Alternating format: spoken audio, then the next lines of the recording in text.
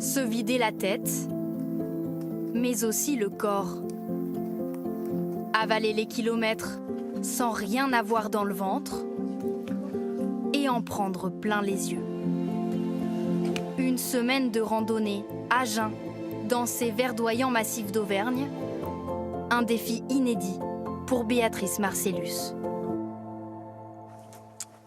Ça va, tout le monde est prêt? Allez, les oreilles, on chauffe bien tout le pavillon.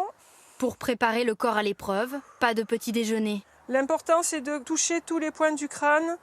Réveil tonique pour Béatrice. On inspire en se relevant, on expire en descendant. C'est parti pour 4 heures d'ascension dans le Massif central. Béatrice n'a rien mangé depuis 5 jours, pourtant aucun malaise en vue. Bon, je pensais que déjà en arrivant, je mourrais de faim. Et je pensais que j'aurais jamais pu monter comme ça. Et finalement, ça va. Je suis super fière de moi. Tout le monde va bien? Allez-vous. Encadrés par cette diététicienne, les marcheurs suivent la méthode allemande Buschinger. Après une semaine de préparation, ils ne se nourrissent que des nutriments compris dans des jus ou des bouillons. Contre-indiqué pour les femmes enceintes, adolescents et personnes fragiles, ce jeûne offrirait des bienfaits physiques, passer les maux de tête et remontées acides des premiers jours. C'est une manière naturelle de se nettoyer de tout ce qui est pollution, de tout ce qui est malbouffe, de tout ce qui est stress. Et en faisant en plus une activité physique qui est douce comme la marche, ça augmente bien sûr naturellement, je dirais, les bénéfices de cette élimination.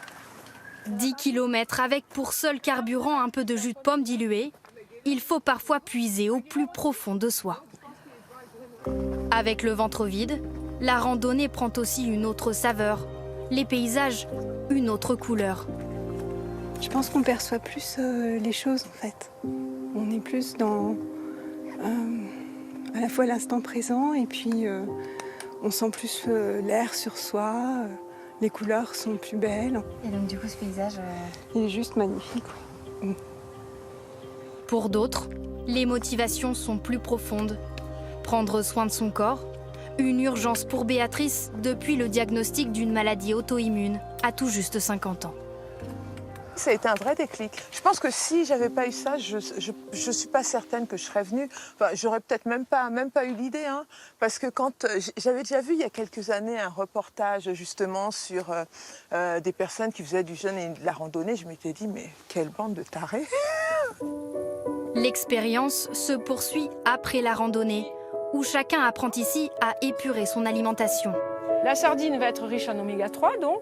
Elle va être riche en bonnes protéines.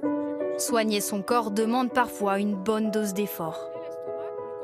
Grâce à Christine, on est encadré et elle nous explique très intensément tous les points à corriger. Donc c'est frustrant, ça fait très peur. Le départ là ici ça va, mais après c'est après qu'il faut serrer les vis. J'ai pas mal de vis à serrer moi.